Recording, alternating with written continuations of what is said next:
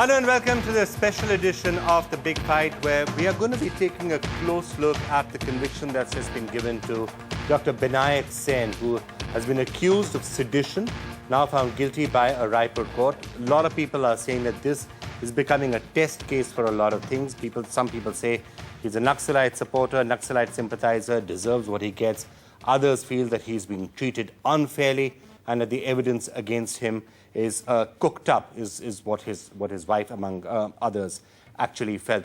In many ways, this is a test case for a lot of issues. So that is why we're going to discuss this at some length. Let me just welcome all the guests who are here in the studio. Kanchan Gupta, Associate Editor of The Pioneer, Senior Journalist.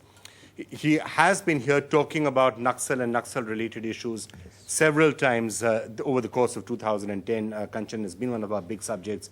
We'll see whether this is different. How does this fit in to the narrative that we've discussed earlier? You've often been up against Gautam Navlakha, who is therefore standing conveniently right next to you to enable you both to have another go at each other, as you have frequently earlier in the year as well. Mr. Ved Marwar, it gives me great pleasure to welcome you, former Governor of Jharkhand, former police commissioner as well, who's done a lot of work on national security and many of these issues in the past. Suhas Chakma, who's Director of the Asian Center for Human Rights. It's great to have you with us. And now some very special guests joining us. Lieutenant General Shankar Prasad is joining us, done a lot of work on security, former Director General of Infantry. Let me welcome a colleague of mine, Mini Ved, who's a documentary filmmaker, who's spent the last 2 years making a film on Dr Binayak Sen, and has also written a book on him, which will be out next week. Mini, great to have you with us. You, I think, have also just done the last interview with Binayak Sen. We'll be playing some excerpts from that as well. And finally, two very special people, very important to get their views. Mr. Viswaranjan, who is the DGP in Chhattisgarh, and therefore, in a sense, the person leading the prosecution against Binayak Sen. Sir, it's great that you could join us. And Dr. Elena Sen, the wife of Binayak Sen, it's great that you could join us on this program. Dr. Elena Sen, I'd like to actually start with you. Do you think, and you've been saying this, that an injustice has been done in this case? He, in a sense, has been framed by the Chhattisgarh police. Would you like to elaborate on that? Absolutely.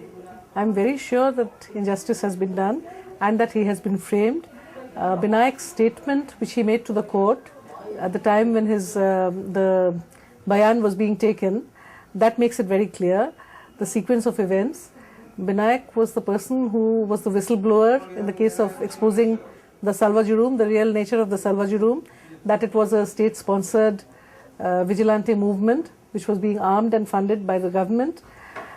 He also opposed the Chhattisgarh Public Security Act, under which he has himself been convicted.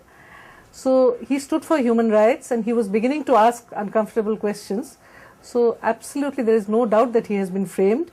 Okay, DGP Vishwaranjan, you're hearing the questioning of the evidence against him. Could you outline for us what precisely the evidence is that you've got against Binayak Sen? I would consider any comment on a judicial verdict as a contempt of court. I would not like to pass any comment on whether the evidence was adequate, inadequate.